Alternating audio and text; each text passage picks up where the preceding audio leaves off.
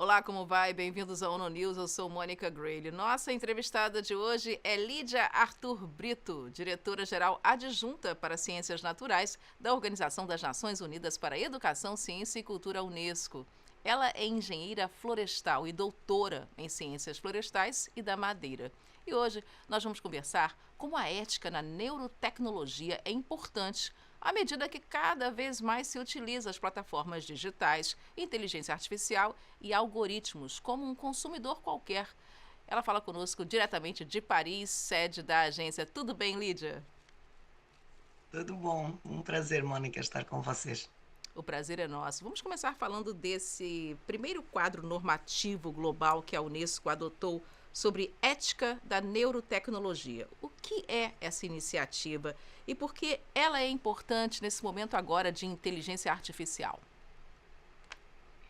Bem, as neurotecnologias são tecnologias que são antigas, mas que agora tem-se visto uma aceleração muito grande do desenvolvimento deste tipo de tecnologias, que são tecnologias que têm e que trazem muitas promessas, em particular nas aplicações médicas. Nós estamos a ver grandes avanços no uso da neurotecnologia para enfrentar, por exemplo, distúrbios e condições como deficiências físicas relacionadas a uma disfunção do sistema nervoso, doenças neurológicas como, por exemplo, Parkinson, Alzheimer, portanto, a neurotecnologia tem um impacto muito positivo, pode ter um impacto muito positivo na vida das pessoas.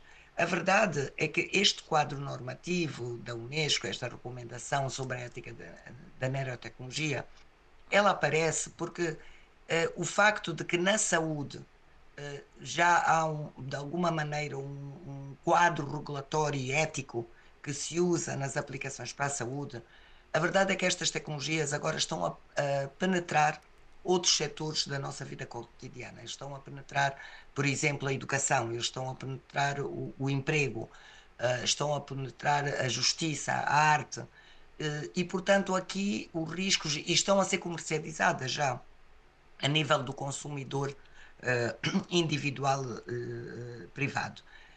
Portanto, há riscos que estas tecnologias não haja um quadro legal e um quadro normativo que protege, por exemplo, a privacidade individual das pessoas, incluindo a privacidade mental, a liberdade de pensamento, e também o acesso equitativo desta tecnologia para todos e não só para alguns. Não, e sem falar também que existe uma questão aí super importante, que é a questão da alfabetização nessas tecnologias, não é verdade? Porque se você compra um produto e lê a descrição do produto, você vai entender o que você está comprando, como você monta, como você usa. Nesse caso, a população em geral não é alfabetizada nesse tema. Quais são os riscos? Sem dúvida. Sim, sem dúvida, porque claramente que estas tecnologias e há vários riscos aqui. O primeiro é a mercantilização dos dados que são coletados, e são dados pessoais e são dados sensíveis, já que permitem inferir os nossos estados mentais, não é?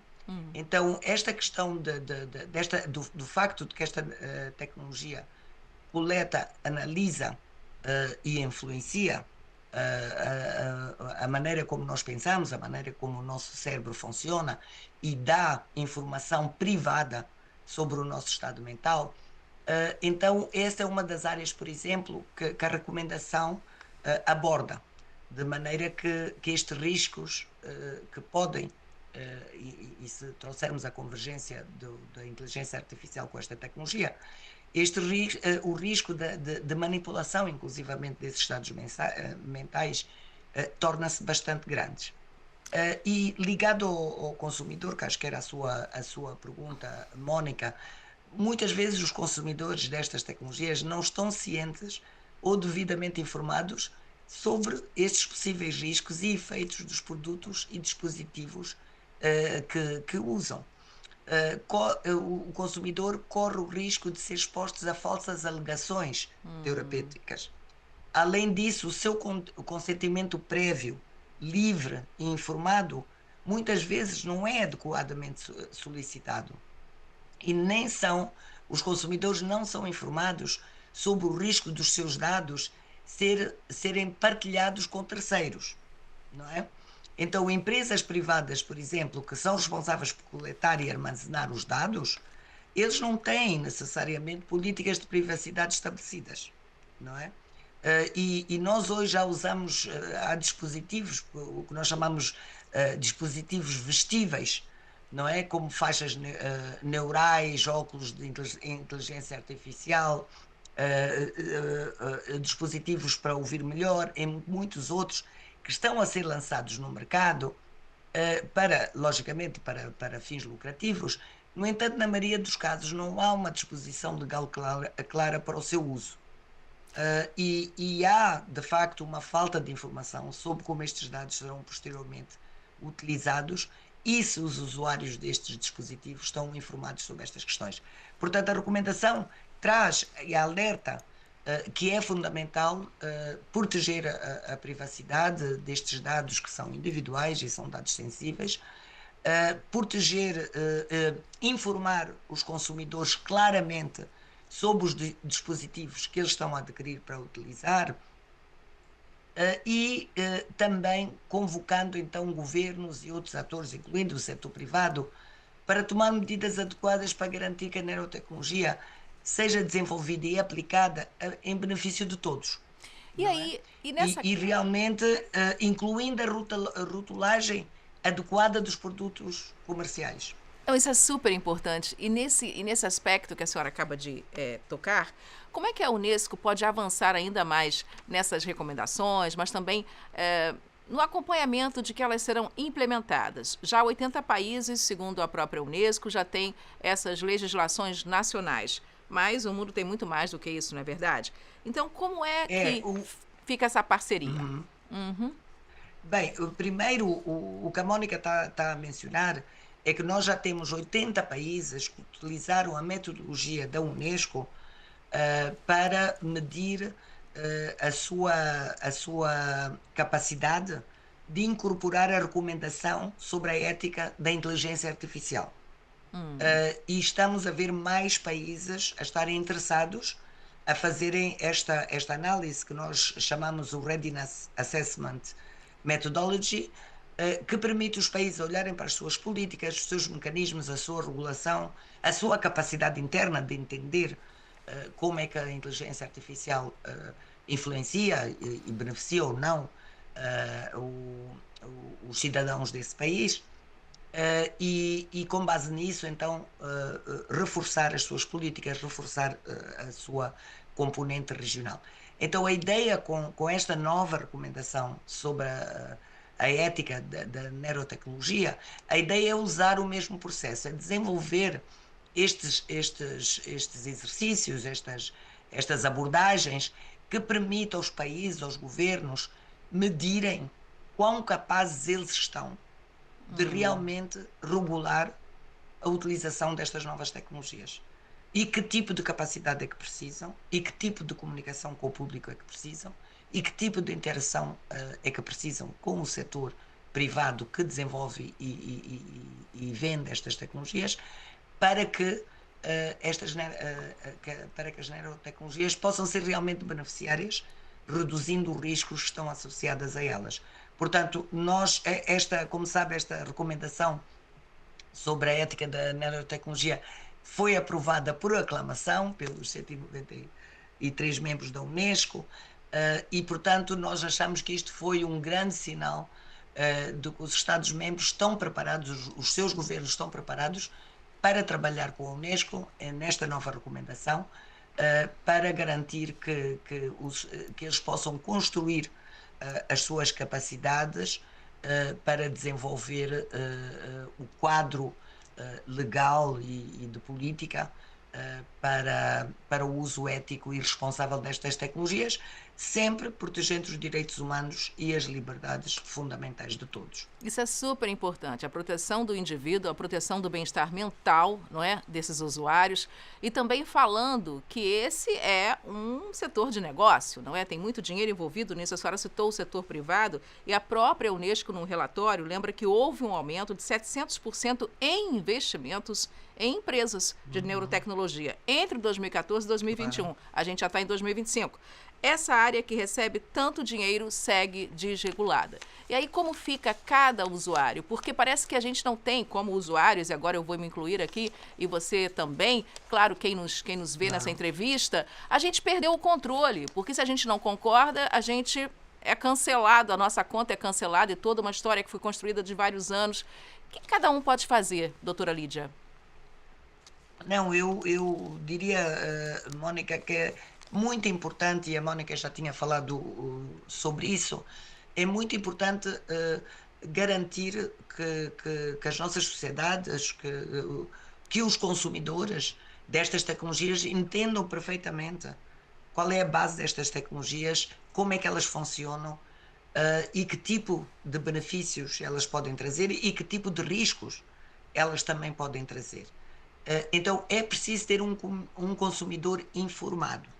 Então é muito importante, e inclusivamente agradeço muito, Mónica, que vocês tenham interesse em fazer esta entrevista, porque é muito importante levar a todos o conhecimento do que são estas tecnologias e a importância de as utilizar e as desenvolver de uma maneira ética em todo o seu ciclo.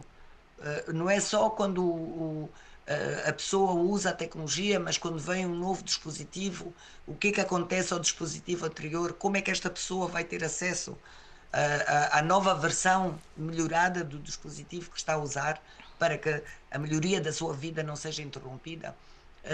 Como é que se garante que o consumidor sabe que tipo de dados vão ser coletados através destes dispositivos e que tem a oportunidade de dar um consentimento prévio e defender a privacidade da sua informação individual. Então, tudo isto é muito importante. A segunda parte é a legislação e a regulamentação. Nós hoje fazemos muito, por exemplo, para os produtos alimentícios, que as empresas são obrigadas a dizer o que é que está naquele produto que nós estamos a consumir. E eu penso que nós precisamos, e a recomendação fala sobre isso, que é muito importante que haja uma boa informação real sobre o que é este produto que está a ser vendido e está a ser posto no mercado, o que é que ele realmente faz e que tipo de dados é que ele coleta e como é que esses dados vão ser tratados. Então, é também, portanto, é uma junção realmente de trabalhar com os governos nos quadros legais e éticos e de política dos países, é trabalhar com o setor privado para que realmente, desde a sua concepção, as questões éticas estejam embebidas, digamos, no desenvolvimento da própria tecnologia, diminuindo assim os riscos e que o setor privado tenha também quadros éticos de comportamento, e o consumidor para poder saber o que é que está a consumir e poder fazer uma decisão informada e poder lutar pelos seus direitos também de privacidade. E esta recomendação, por exemplo, Mónica, só para também chamar a atenção aos ouvintes deste programa, tem, por exemplo, toda uma secção ligada às crianças, aos jovens, às pessoas com desabilidades, aos idosos, porque são grupos vulneráveis, em que muitas vezes, por exemplo, o prévio consentimento não está tão claro, não é?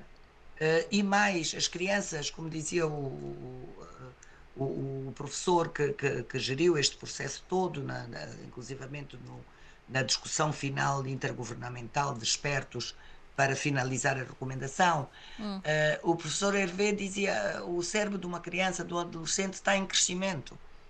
Então nós temos que ter investigação suficiente para saber se estas tecnologias, estes dispositivos, numa criança saudável, por exemplo, num jovem saudável, elas não podem criar outro tipo de riscos de saúde e até de desenvolvimento mental e cerebral.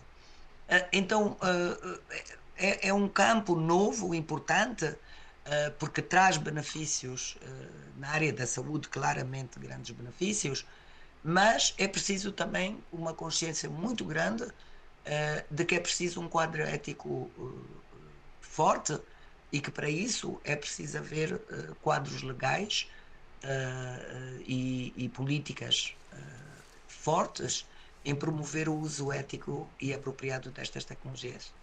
E transparência também, não é, Lídia? Porque, como em toda e qualquer relação, com transparência as empresas ganham, os consumidores ganham, e como você acabou de citar, o cérebro de uma criança, de um jovem, formação, e é um ser humano, né? Então, que precisa ser protegido. Claro. Muito obrigada por essa entrevista à ONU News. Mais alguma coisa que você gostaria de acrescentar?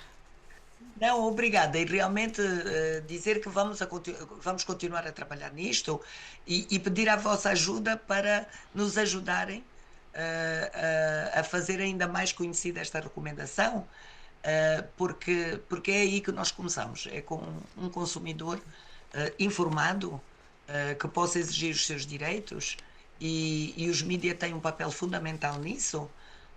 E portanto estamos mais do que felizes por estar aqui hoje e esperamos continuar a trabalhar com vocês, tanto nesta recomendação como em muitos outros programas da Unesco. Muito obrigada, então, Lídia Arthur Brito, ela que é diretora-geral adjunta para Ciências Naturais da Organização das Nações Unidas para a Educação, Ciência e Cultura Unesco, falando conosco diretamente de Paris. Obrigada. Obrigada.